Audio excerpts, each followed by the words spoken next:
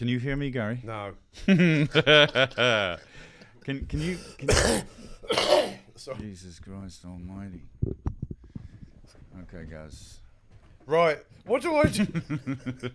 Move that. Don't put that. Hey, can you turn off those other microphones, please? Yeah. So which is my microphone? Number what? Are you actually start yours, recording now? Yours are Daniel. on. Start recording. So Could this you- what Only your. It's a bit, what do you need to put your feet? yeah. Go on. What's too loud? What's too loud, Jack? Whose is too loud? Okay, it's all good. Okay. What microphone is Gary on? I got your ones on 2. His one's 2. The other one's off. So there's only 2 microphones on, and because there's no point having those mics. They're not on. Okay. Let's go. Introduce us, Jack. Okay. Ladies and gentlemen, welcome to And That's Why We're Not Together, starring David McSavage and Hannah Andrews, who isn't here today, unfortunately. Okay, yeah, no, okay, Hannah isn't here, because she's on holiday with her boyfriend, and so I hope she's having a good time. I think she is. But my 2 princes are here, Jack and Daniel. Someday this kingdom will be yours. And also, I'm joined, my very special guest is one of the finest actors this country has ever produced, Mr. Gary Lydon. Thank you. Thanks, Dave. I'm really honoured to be here in this amazing studio. I'm kind of all stressed out for no reason. Why am I stressed out, Jack? Jack, why Jack, you're touching buttons. Yeah, well, just relax, I can't relax. Well, that's your problem, I guess. So, my guest Gary Lydon, we were in a play together called The Pillow Man. I think it was 2015, and I did not enjoy that experience. I'll be honest with you. I didn't understand acting. I didn't understand theatre acting, because there's a big fucking difference between theatre acting and film acting. I mean, they're almost different. Would you almost call them different art forms, Gary? I don't think so. I find, say, doing theatre that it. You don't think the fucking the way you act is totally different on a stage than it is on a set? Well, it depends on, like, if you're playing at like a big theatre, But if you're playing in a smaller theatre, it is. But it's still the same principle, But I find that when you're doing a play, and I remember you said this at the time, that doing theatre makes you, it makes you mentally and artistically nimble, of your mind. I remember you said. I never said that. You did. No, You're such a liar. No, I think your mother said. Okay. She okay. said that it was. No, good look, for- I'll tell you. Okay. No, you did. Gary, you did enjoy it. Okay, let me Remember that night you did enjoy it. Let me blow smoke up Gary now. Did you learn how to act, by the way? Did you? Did you go to uni? No, I did a business degree for 2 years, and I had to flunk Okay, out. so the skill, the expertise that you have as a theater actor is learned is hard won, over years and years, because like when you'd watch other performers, like I remember I used to slag off theater actors because they'd all talk like this. I'm exaggerating, and it was all very monotone. And then when it came to me doing the part of what was Topolsky in fucking the Hangman. No, the Pillow Man. Pillow Man. Martin McDonagh. Love Martin McDonagh. Hugely talented man. And I might be taking the piss out of him within this platform, but it's purely as a way of expressing affection. Sure. And certainly that's a cultural thing we have going on in Ireland. That's how we express affection. It's our culture. Yeah. And if you don't enjoy it, it means you're racist. So, okay, listen, here's the thing, right? On stage, I can't remember what my point was. Jack, can you remember? you were saying about when people speak really like that there. Yes, right. And I found... And you were going to say that I was... Good. No, I found myself fucking doing it, right?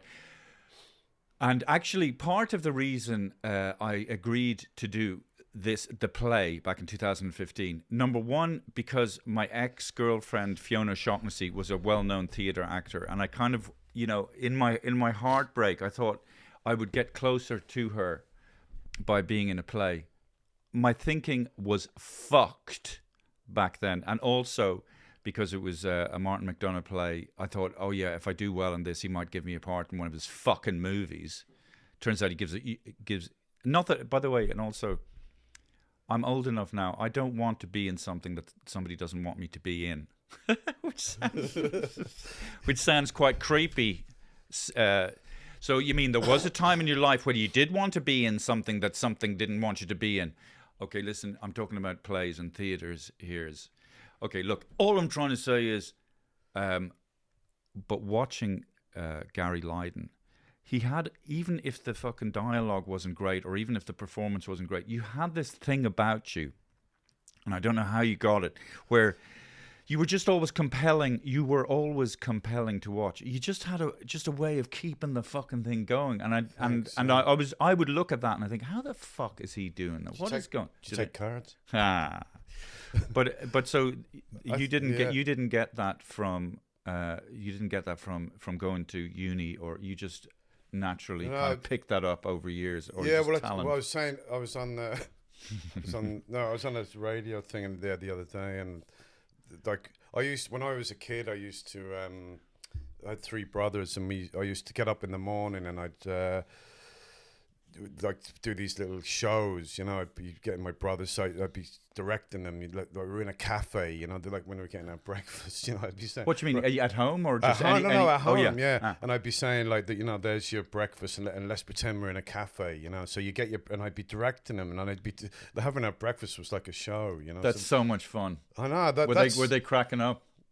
Well, no, they were probably thinking I was a bit mad. Well, I kind of was, and I used to have to do these big elaborate shows. You know what I mean? So it was. I probably had something in me that was just there. I don't know. What's your position in the family? I'm second youngest. Four brothers. Yeah. So yeah, you're not the eldest. You're not the youngest. You're just sort of. Yeah, but I think that like my dad used to be in Tops of the Town, you know, and he was a bit of a singer. He was a bit of a performer himself, and he loved movies. But there was nobody in our family who was a performer. But you know, like I think it's a sign. Sorry, I'm just going to talk about myself. No, I think it's a sign of intelligence that life is a bit drab, is a bit boring, a bit monotonous, and you want to get things going, and it's a lot of fun. That sounds like a lot of fun as a kid. Pretending that, you know, okay, this is we're in a cafe, and that's, you know, and you start directing, and you know that's a lot of fun. Yeah, no, it was great. Yeah, and I think it was like, and then I did a play in school, and then in Wexford, you know, and then I kind of had a feeling that I'd really like to do this, you know, but I didn't, you know, this was in the 80s. You didn't kind of do that if you're living in Wexford, you know what I mean? So I just went to college, and then I had to take a year out, and I got into it then. But I think what you were saying about being, I think, you know, I'm quite a diligent person, and I think that I just kind of, I can't just swing it. I can't just go in and do the gig, you know. I kind of feel like I have to, you know, go in and give it everything I've got. Okay. You know what I mean? Every night. You did as well. No, I fucking didn't. No, listen, Gary, right? Here's the thing. I learned my lines, right? But the problem was, like, I'd have actions associated with the line. So I'd deliver a line here, and I'd be sitting here, and then I tried to do something different. But then when I did something different, I forgot the lines because they were so associated with the fucking action I was doing.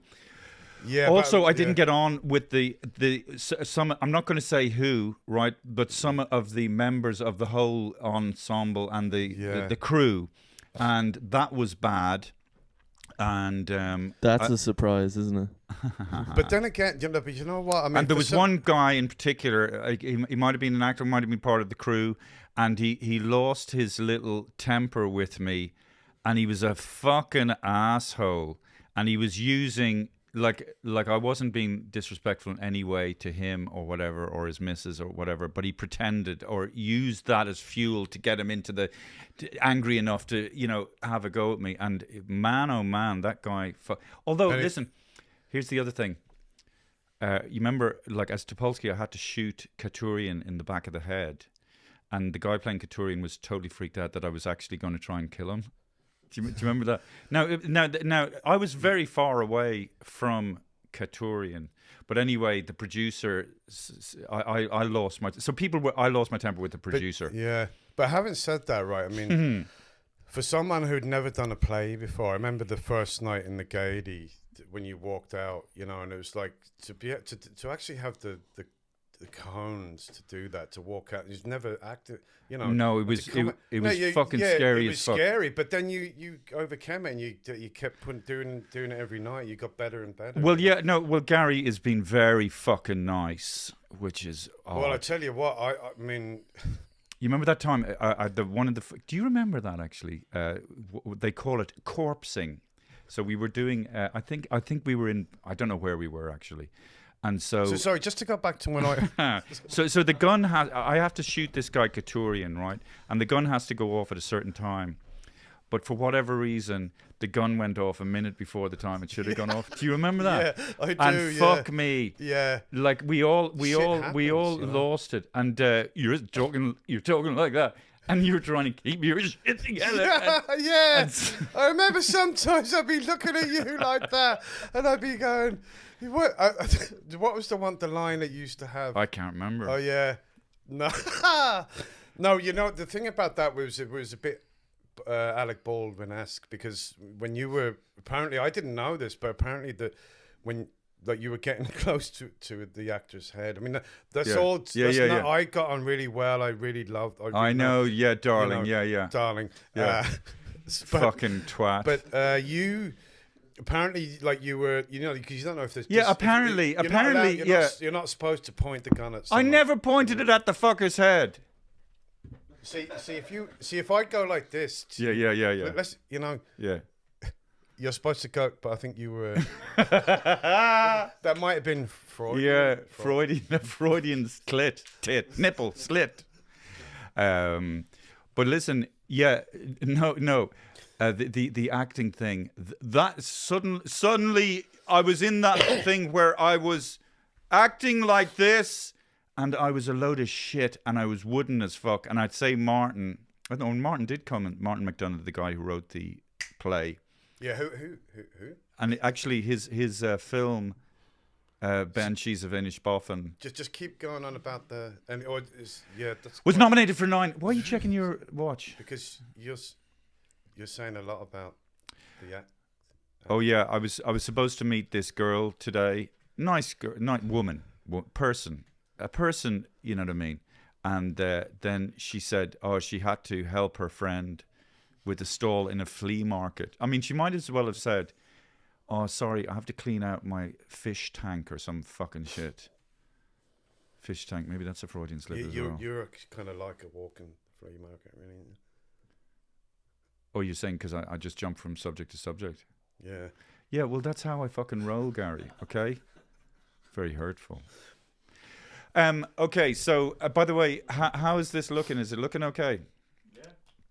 So I'm just saying, there was a few moments where I was doing this play with Gary Lydon here, one of the great Irish actors, one of the great actors, and I was doing that kind of performance thing. So I had become what I was mocking. Mocking is catching. I'm on stage, and I swear to God, I was also really paranoid. I thought one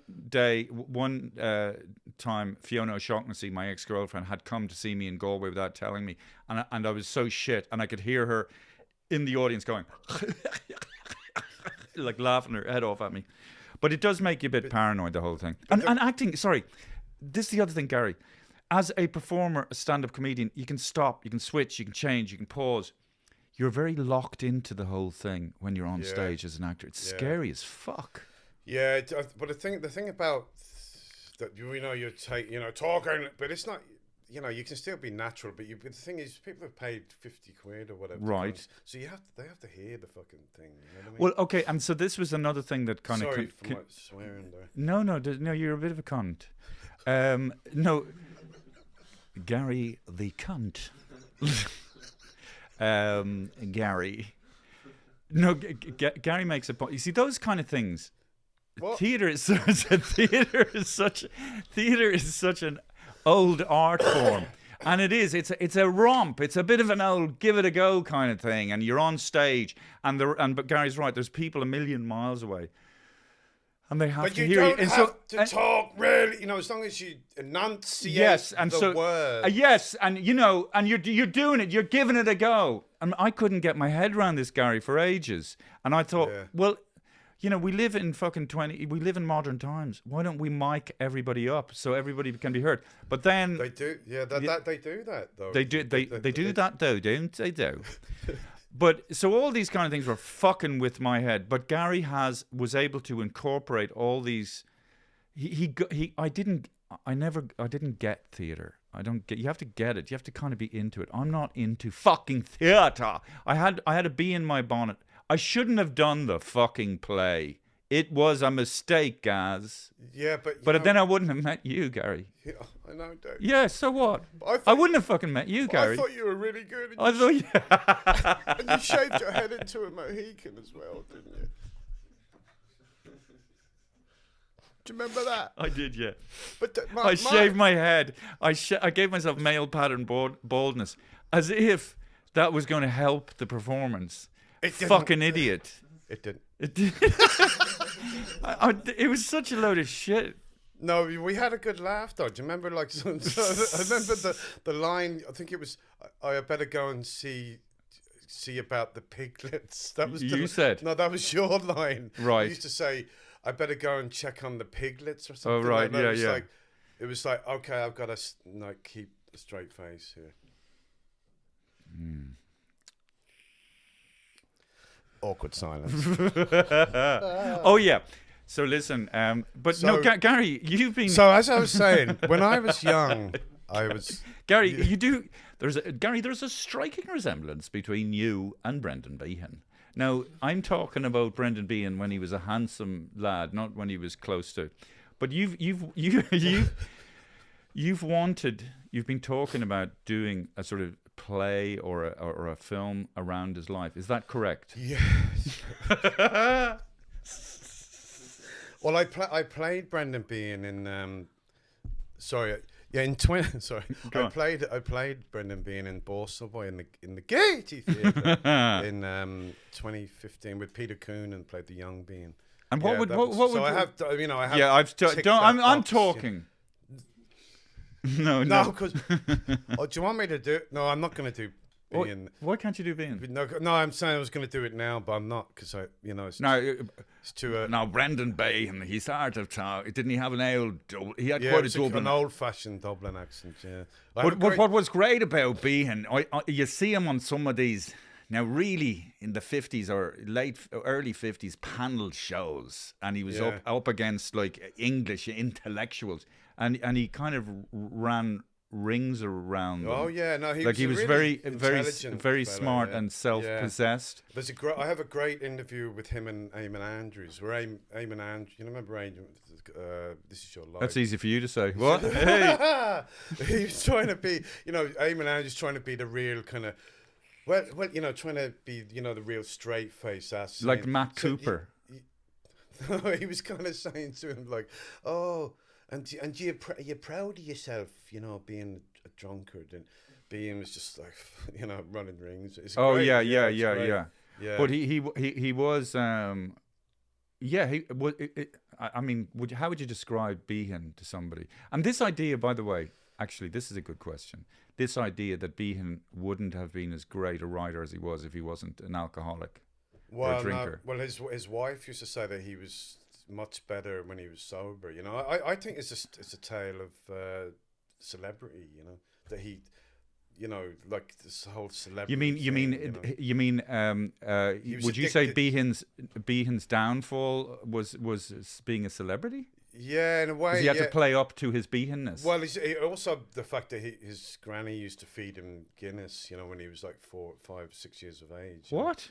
Yeah, he was. Is that because back in the day, when kids were crying, The mother would put a little bit of whiskey in the Sort mouth. of like, yeah, but he was also like the granny's. The granny was like the head of the household, you know, because they lived in a tenement with the granny, and apparently the granny sort of had the purse strings, you know. She owned the building or something, whatever. Okay. So they had to kowtow. Him and his mum and dad had to kowtow to the granny. Gotcha. So he was her kind of favorite, you know. Behan was. So she used to send him down to the shop to get her Guinness porter, you know what I mean, and she'd give him a bit of it, like, so he got a taste of it. But it's also would he have liked porter at that age, so young? Yeah, well, Guinness. yeah. Well, no, he probably Speak into the fucking microphone. Well, he used to. No, but this is fascinating because I think a lot of it. He is a, you know, I don't know. It's fascinating that would he like to be described as fascinating, but he was kind of like. You know, of his generation, he was kind of like a beat poet or something. He was kind of that Jack Kerouac type of early. Yeah, but he like the way he lived. But I think as well, he spent a lot of time in prison. You know, he was like, I think it was about 14 years of his youth was spent in prison. So in some ways, that when he came out of prison, it was like, you know, a burst of I'm free. You know, do you know what I mean? Because when he was in prison, he was very diligent. You know, that's where he did all his reading and stuff. You know, and I see. So he kind of self-educated. And what was he arrested for?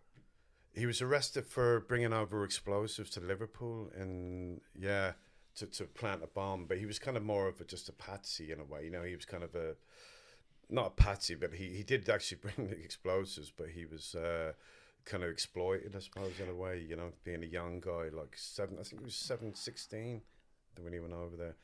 It's amazing, actually, like if this was the United States and Behan was from there would be. Sorry, I apologize for my ignorance. Is there a film about Behan? There is. There's a film with Borstal Boy, I think. Yeah, there is a film with Borstal Boy. Yeah. Oh, there's a film which is about Behan. Well, it's based on the book. Yeah. God, I didn't even have a fucking clue that was the Borstal Boy was actually autobiographical. Yeah. So it is. Yeah. Is it? Sorry. I didn't know that. Yeah, it is. I apologize. That just shows you my ignorance. Yeah, but no, he was in prison for that, but he's also in prison. He got out, and then like a few years later, he was in prison for pulling a revolver on a cop. He was sentenced to 14 years, and I think he served some of that term. Sure, look, we've all pulled a revolver on a cop. Says you what? Anyway, no, it's definitely it is. Sorry to get back to me. It is definitely something that I would, you know, still have an aspiration to do. Yeah. Well, do you know what it is, Gary or Gaz? Because it's hard to get the time. Darling, it's hard to get the time. Yes, because you are in such demand. Actually, and a fantastic turn in the Banshees of Inisherin. I think that film, for me, some people might disagree, but that is definitely Martin's greatest oeuvre. Yes. Because it encapsulates my biggest fear, which is rejection. And the idea, and because it almost takes the confusion out of it, because it's not between a man and a woman, it's between man and man. And one man, from one day to the next, decides that he wants nothing to do with his mate. And it's set in an island, so there's not many choices of friends, not a lot of people around. Yeah. But there's a few key moments in that film, like the start of the film, where he goes past his mate's house and he tells him, Brendan, I'll see you up at the pub, and your man totally ignores him. And he keeps on pushing it, like, huh? I said I'll see you. And that was brilliant, and I love that scene. And then the scene where Colin Farrell, he just could not, pure codependence, get his head around the fact that this guy doesn't want to talk to him, and he was kind of like, but so it was great. Yeah. To some people who don't identify maybe with the Colin Farrell character, they don't really get it as much. But I thought it was fantastic. Yeah, I mean, when I first read that script, I was like just completely blown away by it. Like and the fact that you got a part in it. Yeah, but which is shocking as as well. Yeah, I know. I mean, I don't want to hurt your feelings. I mean, it cost me a lot of money to be in that film, but no, it was because I should have been in it. Yeah, you were, but you got sacked, didn't you? But it was a joke. But when I read the script, it was like, gee, this is like an incredible piece of work. And I cannot fucking believe I mean, Everything, Everywhere, All at Once. Good film, but I don't think it was on the par of Banshees of Inisherin. Banshees was nominated for 9 Academy Awards. Yeah, I mean, I'm not going to comment on that because, it's none of my business. But what do you mean it's none of your fucking business? You were in the fucking film. Yeah, what are you talking about? To compare it to other films. That's, Oh, fuck me in the face with the leather fucking duster. No, I agree, and also the the character of Brendan. So you're saying that you thought Everything, Everywhere was a load of shite. I didn't say that, Peter. Now look at. That's very unprofessional of you. No, listen, Harsh. Okay, listen. No, I thought it was a fantastic film, Banshees. Oh, fucking yeah! I'm so proud to be in it. Yeah, and straight. Yeah, I mean, the part of Brendan Gleeson's character, the way he, the idea of someone wanting to, fulfill their potential. You know what I mean, as an artist or whatever. You know what I mean, which is kind of pretty profound. And of course, I was kind of on his side. I was Brendan's, I think. Yeah. Sorry, do you mean in the film or no, as an observer? No, yeah, just as a punter. I was in as a printer. I was in a film with Brendan Gleeson called Calvary. Were you in Calvary? I was in that as well, wasn't I? Yeah, I was in that. Yeah. Oh yeah. But I'll tell you something. I was such, being in a film with Brendan Gleeson, man. I was such a big fan of his. He just has that thing that maybe you have as well, and people like Jerry McSorley. They just have that magnetism. I'm trying to think of some. There's that fantastic Irish actor. I can't remember her name. She's a big theatre actor. She's just got that fucking face.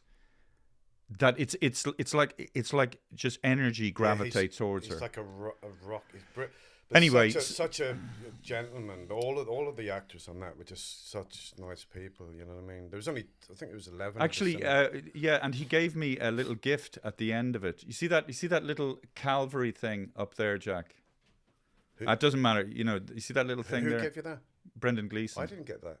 Oh. Do you see that? Do you see that, Jack?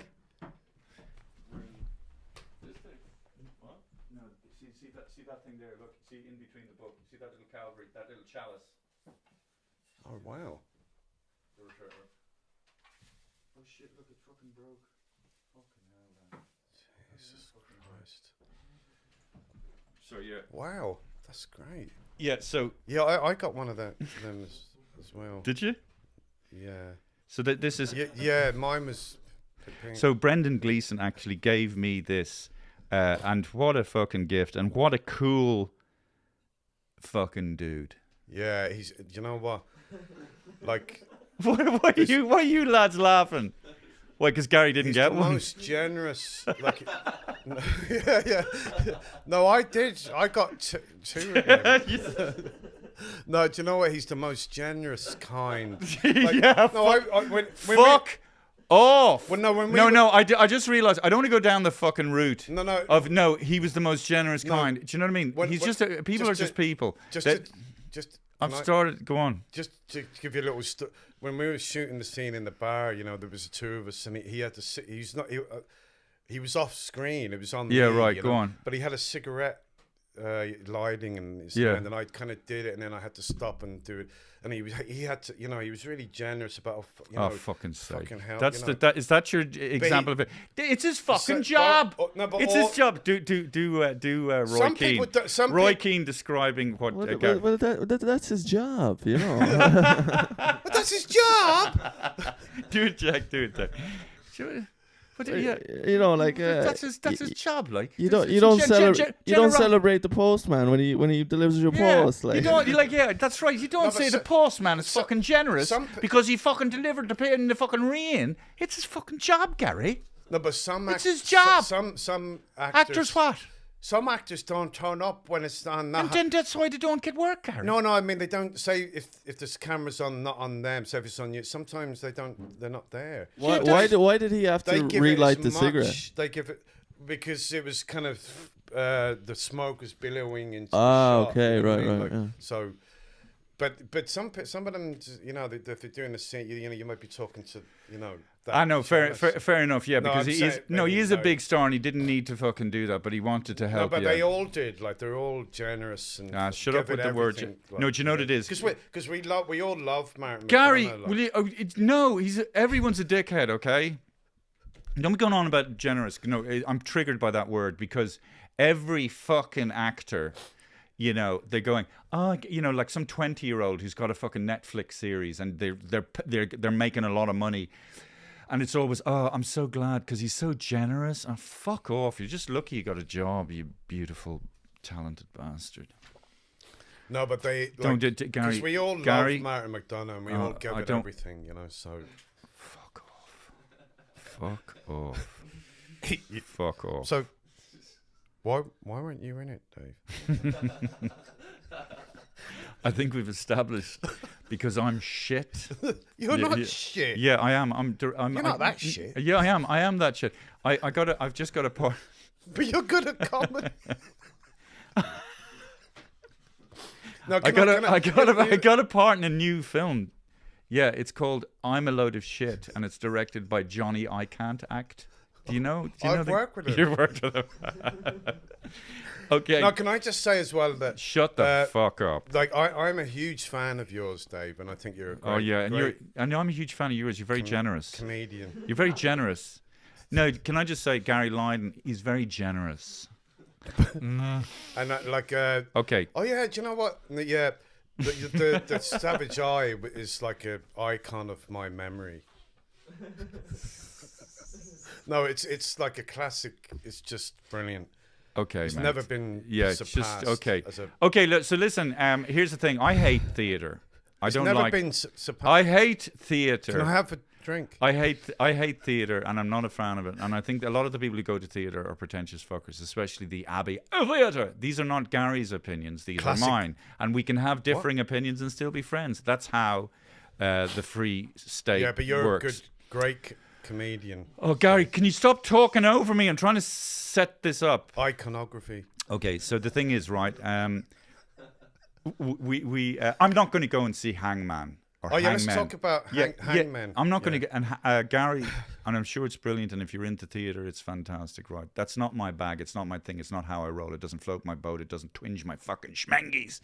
But the thing is, I am now, like I said, I was going to take the piss slightly out of Martin McDonagh. So, you know, and the thing is about Martin, apparently he just writes these things in a sitting. He's like hugely talented. Oh, no, he's a genius, like...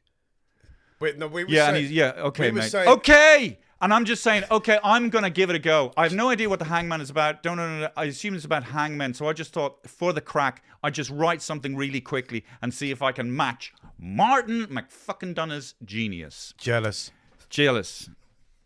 I am jealous. I'm riddled with jealousy. Daniel, what are you scrambling for? Oh, yeah.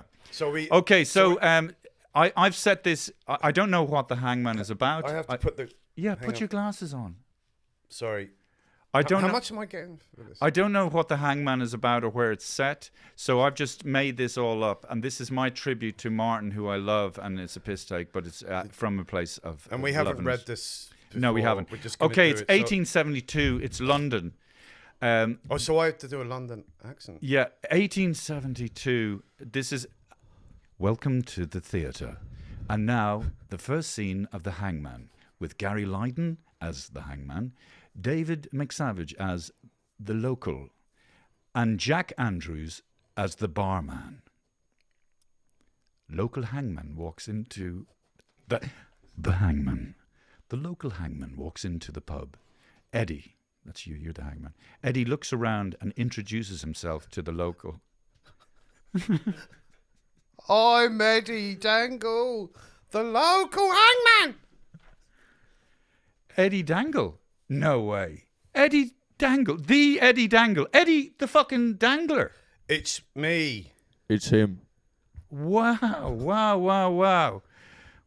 So are you busy? Yeah, busy enough. Yeah, busy enough.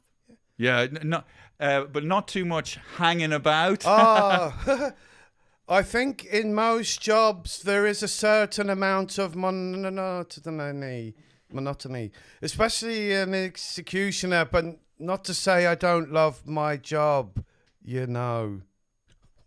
No, mate. It was a joke. I was joking, right? Not too much hanging about, because you're a hangman. Oh, huh?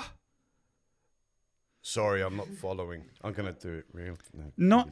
Not too much hanging. Do you get it? Hanging. You know, like huh? Got it? Oh, yes. I get it. I get it. Jesus. Okay, so you pause for a few seconds. The hangman and the barman look at each other and start laughing.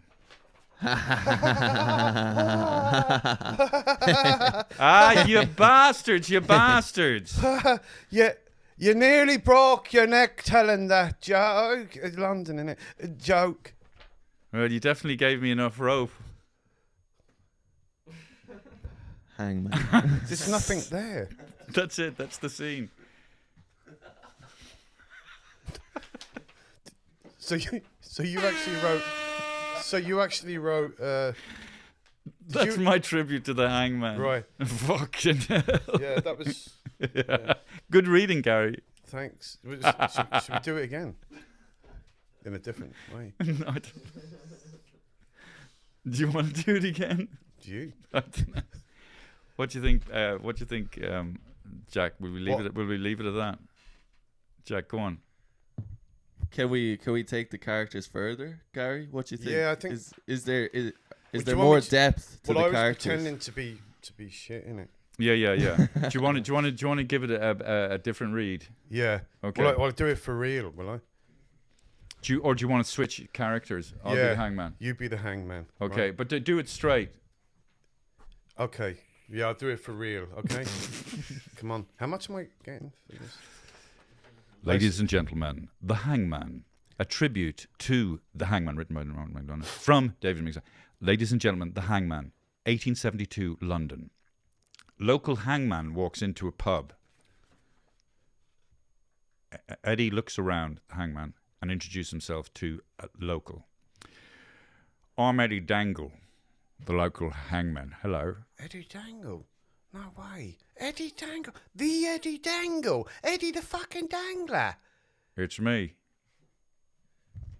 It's him. Wow, wowza. Are you busy? Yeah. Busy enough, yeah. Not too much hanging about.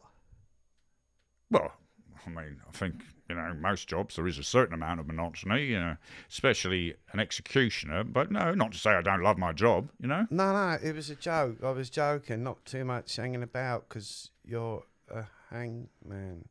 Huh? Sorry, I'm not following. Not too much hanging. About hanging. Get it? Oh, yes. Right, I got it. Yeah. Jesus.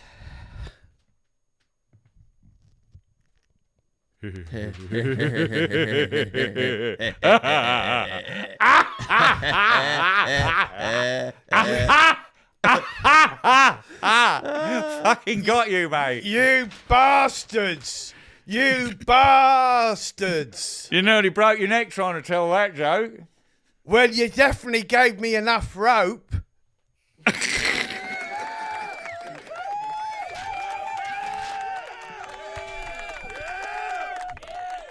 So anyway, the hangman, Martin McDonough, yeah, I'm in it. Worth seeing. Are you enjoying it? Yeah. Do you know what? It's the most incredible piece of writing. No, it is. Oh, Jesus Christ! No, seriously. How much compliments and praise can this Martin McDonough get? No, listen, man. Okay. Come on. No. I should shut the fuck up. Do you know what? It's an incredible piece of work. Like the writing is just, like someone called it like firecracker dialogue. It's incredible dialogue. Firecracker. It's a wee tell him. Firecracker. I'm a wee firecracker. Well, it's like Fucking firecracker. No. It's a wee cracker. It's a wee cracker. Don't you have a fucking sense of humour? Okay, No, listen. Can I just say, because it's getting very boring when you start going. No. Nobody wants to hear about success, especially in Ireland, because it confronts us with our own lack of achievements. We want to hear about failure. Okay, can you talk about failure? I'm shit. Okay, thank God. Hey, listen. Can you tell me what was your first big break? What was your first big film? Was it the Michael Collins one? No. The first film I ever did. The first film I ever did was a film called Strapless. I played this guy who was sick, and I had to. It was with, do you know Bruno Ganz, who played Hitler in Downfall? He was Yes. in it, yeah.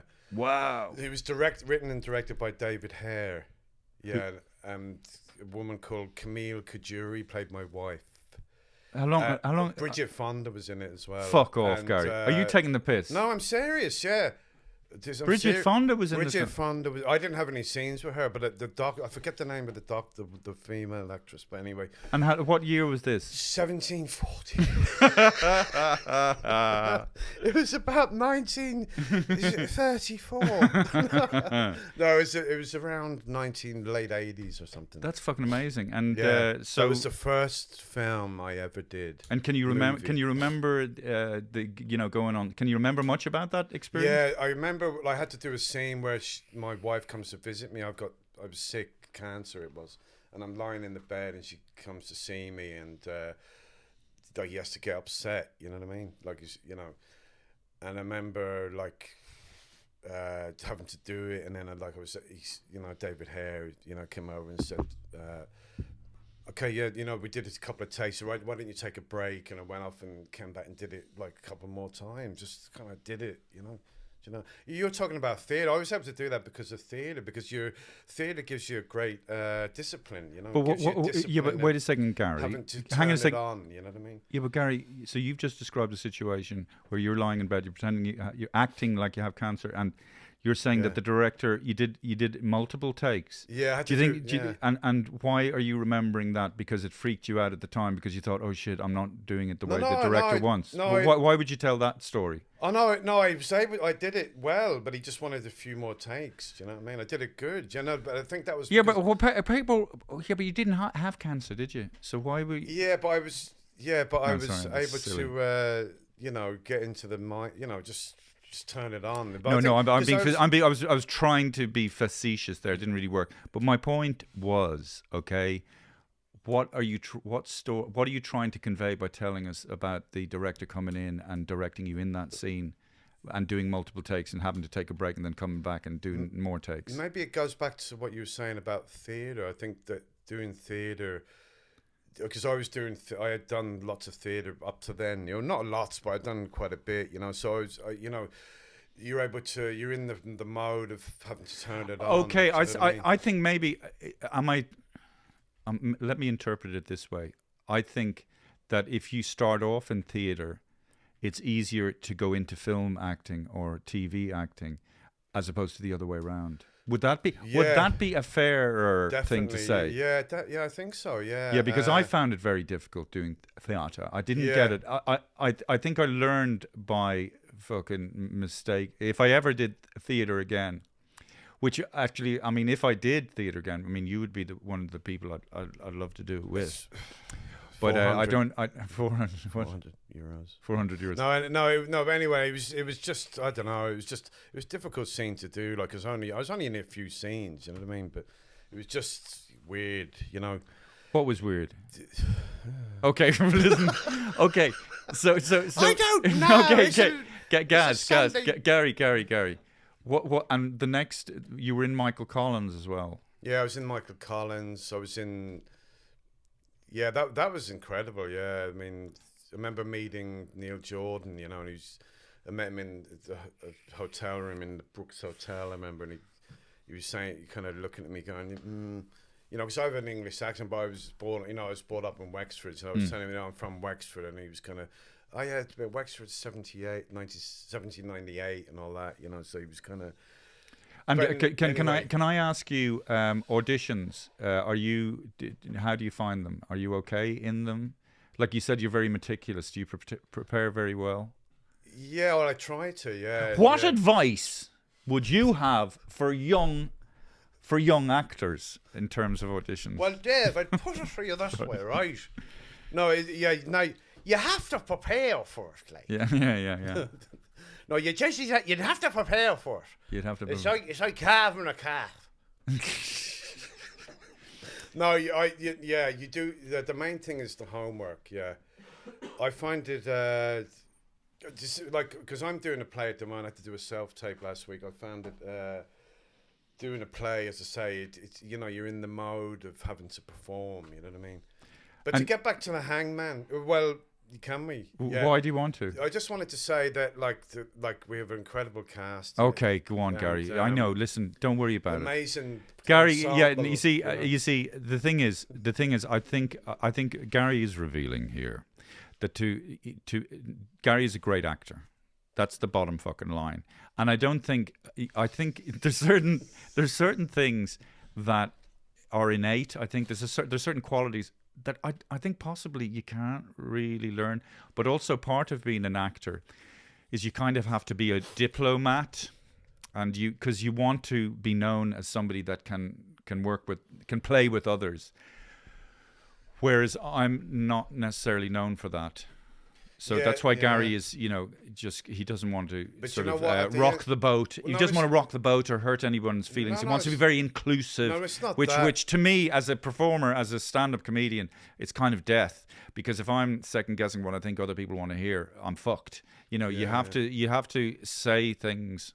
But it's not just that. I mean, I say because of the pandemic. This is the first play I've done since the pandemic. So we kind of during the pandemic, you kind of thinking, this, I love acting. You know what I mean? I love the whole thing of it. Well, that's what you say. But can I just ask? People in the play are a great bunch of people. Well, that's not what you said before the thing.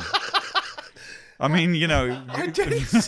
And also, can I say as well that the director? Andrew is great. Is like one of the nicest people. One of the he's like the Eamon Ryan of the acting world. No, he's not. He's he's a lovely some big. People can love be, him. Difficult. No. Actually, can I talk about your? Put it this way: my son, who's trying to get, he's doing acting as well. I'd love my son to be working with someone like Andrew. I know. Okay, let me be serious for serious for a second. I actually bumped into Phelim Drew yesterday, and I said I was interviewing you for the podcast, and I was saying that you're in this Hangman, and Andrew, and he said Andrew Flynn is a guy. He's a great director. This is what Phelim Drew. So okay, enough of that shit. Okay, enough of that fucking horse shit. Actory bollocks. I'm going to fucking lose the will to live.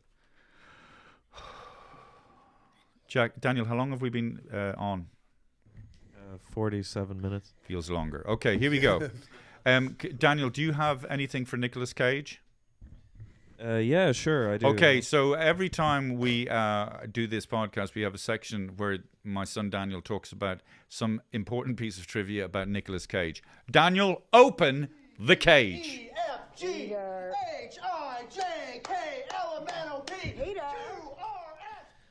So in Japan, a corn snack, they used his face on the corn snack, and they didn't ask his permission. Oh. Yeah, so, and people in Japan were really happy about, Nicolas Cage appearing on their corn snacks, but Nicolas Cage didn't know, so...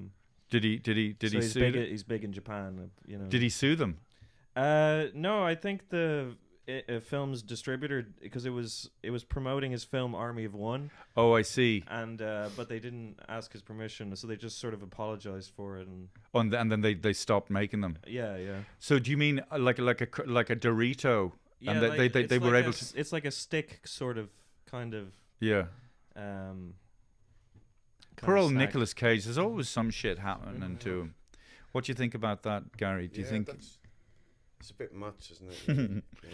Well, no, yeah, it is funny when people start using your likeness or using... Like, there was a guy down in Cork who was printing T-shirts with Lose the Attitude, one of the characters I created in The Savage Eye, and he was selling T-shirts using my intellectual property.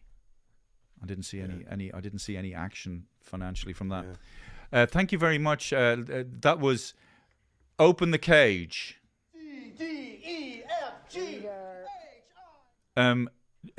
Jack, do you have anything for Conspiracy Corner? Yeah, I've got a interesting conspiracy about Keanu Reeves. So apparently Keanu Reeves is actually immortal.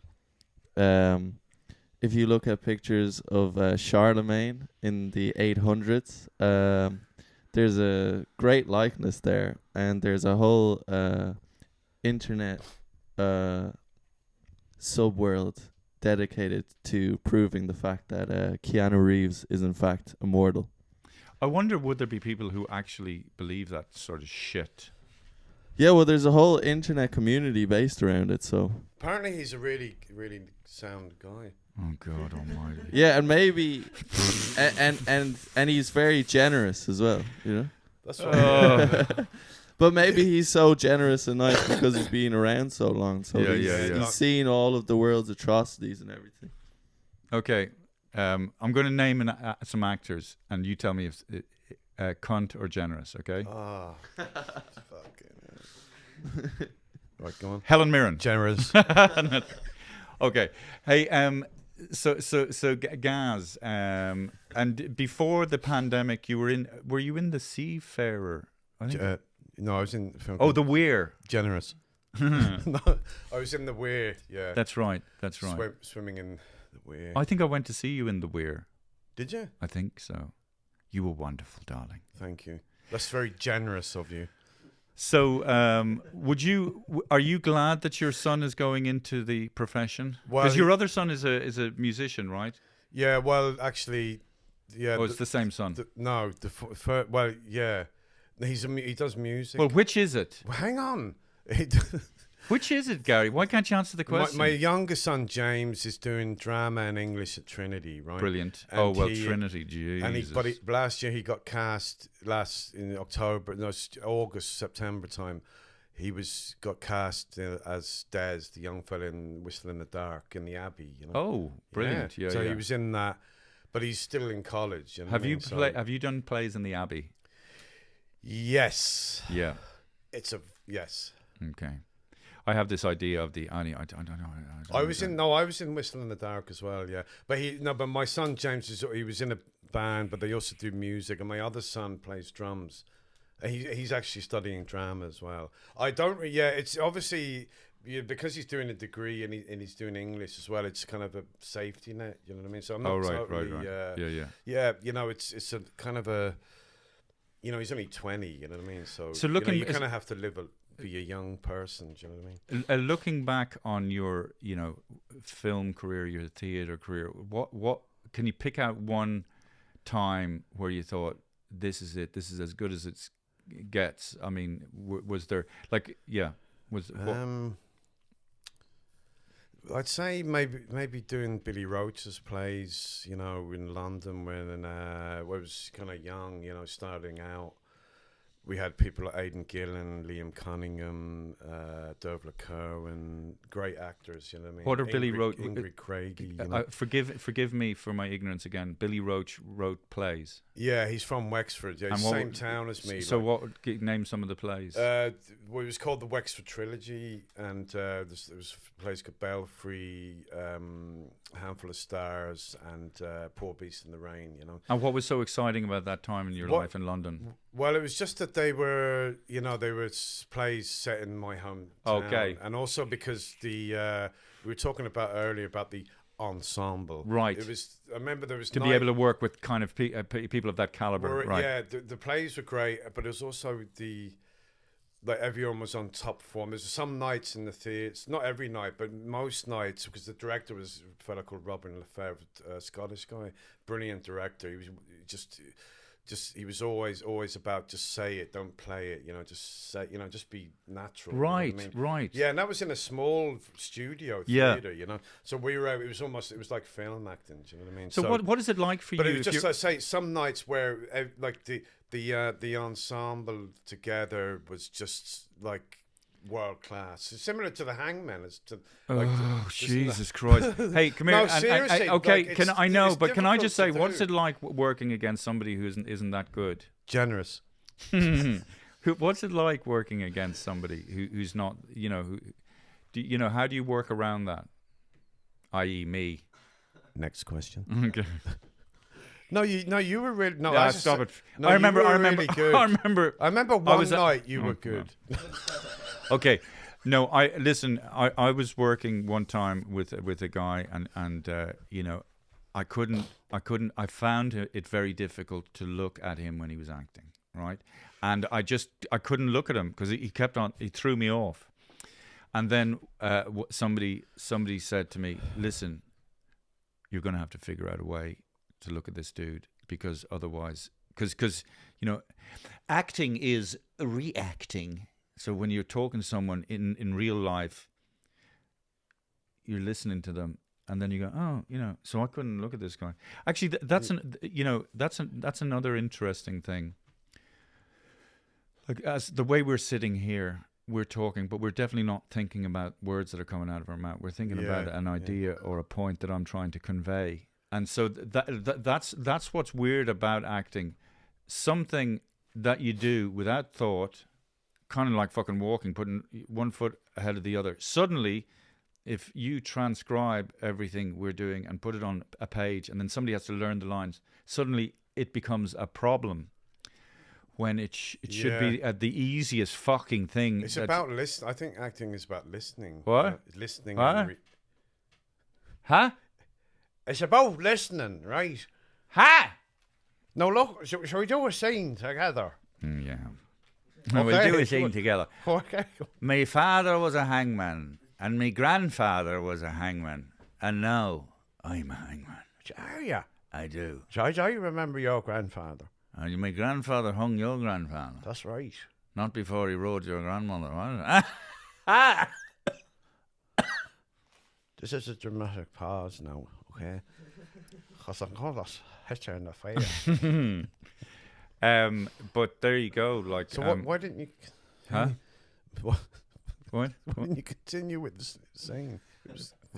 Why didn't I continue with our improv? Yeah, you see the way we were reacting there. We weren't thinking about the lines. Right. Yeah. Yeah, because I think, because like in some way, lots of ways, like my son says that, doing music is kind of in some ways, it can be more satisfying because because you're, when you're doing stand up, you're doing your own stuff. You know what I mean? You're not doing someone else's lines. It's like you're like a puppet.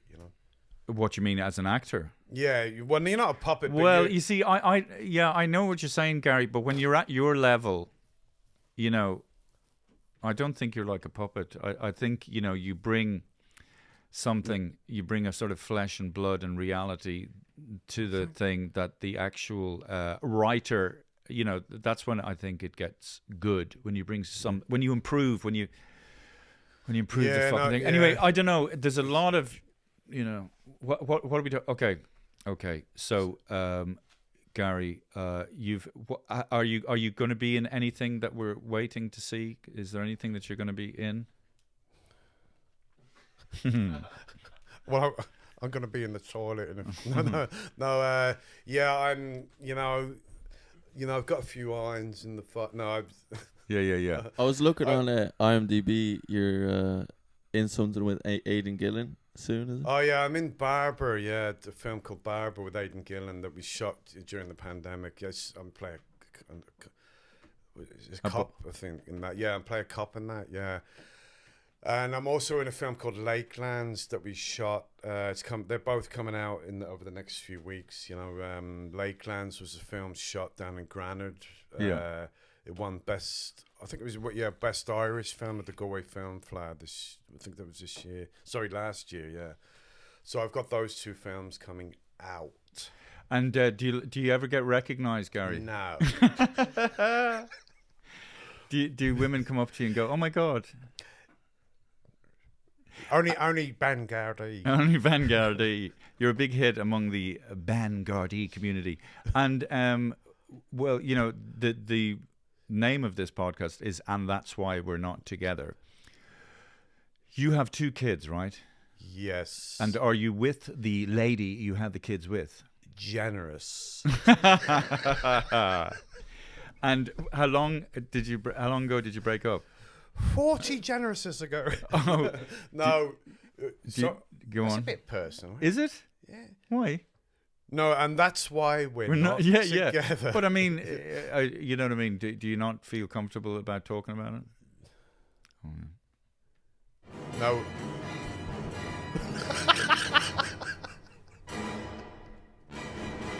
And that's why we're not together.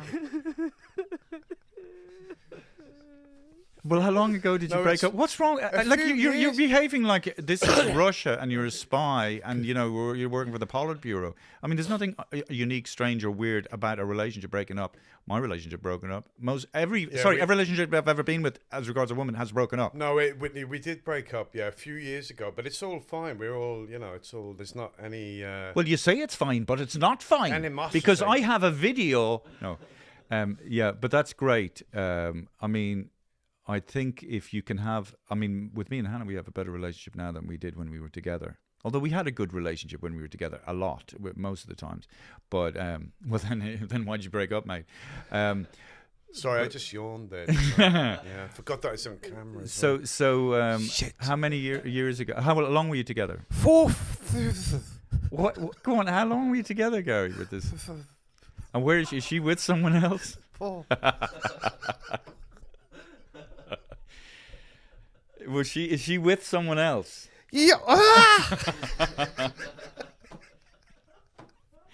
Gary, why is this uncomfortable? Yeah.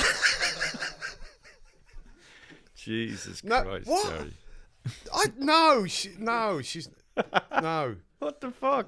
Do you know what? What the fuck? I am in a relationship, okay?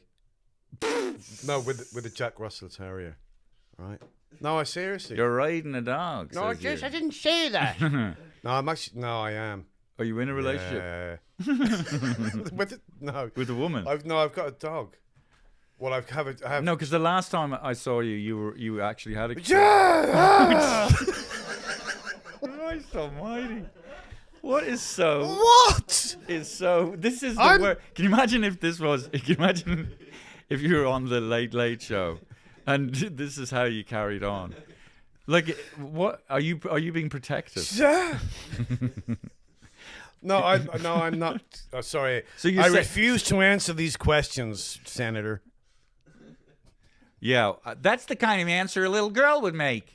That's from. We should do some comedies kind of sketches, man. I think we just have been doing them. But so you want to put it out there that you are single and you're What? open. You're obsessed with that, aren't you? Yeah. You are. You keep going on about it. You're upset. You never stop talking about it. You're more interested in my relationships than I am. You're always going on about. I don't. You know what's going on about touching this and doing that and and copping a feel. No, honestly, I don't. Yeah. So you're putting it out there that you're single and No, you're open I've to got meeting a young, Russell. beautiful woman No. who's into Jack What? Russells. So she has to be into dogs. She has to be a dog person. Sure. She's into walking. Do you like walking? I remember. I did this thing about because I went on Tinder once, and there was this. My name is Anne. I like walking. And So is you're there anything more boring than putting on your profile? I like walking. Hi, Mom. This is my new girlfriend Anne, and she likes walking. Anne, go on there. Walk. Show my mother how you can walk, Anne. Walking. Fuck me. Yeah. What did you put in your Tinder profile? I wasn't never on. Sleeping. Gary I can sleep. Gary Lydon's on Tinder. Hello, everyone. Actor extraordinaire. I like walking and tennis. I know David McSavage. I like playing tennis. No, what do you like? What are the things that attract you to women? Do you like long hair? I thought it was supposed to be about acting and that. It's getting a bit weird now, isn't it? And that's why we're not together. What? Okay, so listen. I must say, Gary, this was it was genuinely. I'm a huge fan. Yeah, of you. right. I Yeah. am a huge fan You of couldn't get anyone else, could you? No, I've got loads of people. Martin McDonagh is going to be on the When? podcast. Is he Bob coming Geldof. here? Yeah, he's going to come here. No, Are you going? he'll be here at some point. And Bob Geldof, we're going to have Bob Geldof and Matt Damon is going to come on. Matt Damon. He was in the film. Do you like these apples? No, what was that? No. Anyway, I'm just saying it's a big thrill to have Gary Lydon, one of the greatest actors to come out of Ireland, and very underrated possibly. I think if Gary was in the United States, he'd be way more famous, successful, and rich. But it's amazing to have somebody this talented. Well, I'm going to be rich after this. How much am I getting? To be sitting with me. I think we've learned a lot about Gary in this podcast. We've learned about your relationships, and that you like women, which is quite because I didn't know that. What? so is there a secret camera? Is there a secret camera? So is this being There's filmed? There's five I thought it cameras. was supposed to be a podcast. It is a podcast. Here. Is there, and so okay. There you go. Yeah. So, Go on. so you've been recording all this? Gary, Jack or Daniel, is there anything you'd like to ask Gary? Oh wow. Yeah. Because these guys both got it. These guys did a bit of acting. Yeah. Would you like to do acting? Me personally, I'm not. It's not. It's something I'm interested in, but it's not my my path. I'm got my thing with cooking and stuff. So Right. But I don't know, Daniel, are you? Yeah, I'm interested in it. Yeah, Yeah. enjoy doing it when I can, when I get the opportunity. Yeah. Yeah, we should try and get something together, man. I'm interested. What do you prefer? Do you prefer theater acting or on screen? I kind of like both, really. There's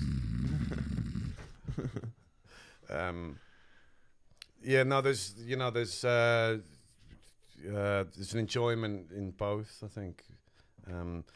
Theatre is quite strenuous. It's like at the moment we're doing 8 shows. It's quite 8 shows a week. yeah. We do. Well, how can you do 8 shows if there's only 7 days a week? Yeah, we do like 2 matinee days, which is kind of difficult, because, it's just hard work. It can be hard, but film is hard work as well. It's, people think it's like glamorous. You're up at 5 in the morning, Hey, can I ask you a question? it's not all just turning up in the Hangman thing that we did. How close was that to the actual play? Not Okay.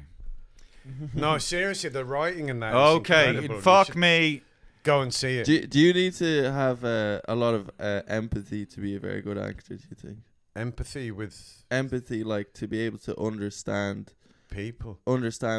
So if you're working with someone who you don't like, for example, David can't get over that. So do you have to have empathy to kind of say, oh, I understand where they're coming from? Yeah, I think you have to be mature. Not everyone's perfect. None of us are perfect. You know what I mean? There's probably things that I would do that annoy. Do you know what I mean? So, yeah, no, I think it's the same in any work environment. You're not everyone's going to get on with everyone. Do you know what I mean? But generally, people are, and like you have to be, because you're very sensitive when you're doing any kind of artistic pursuit. And you have to be, respectful of other people. You know what I mean? Other people's, where they're coming from. Do you mean people you're acting with? Yeah. Right.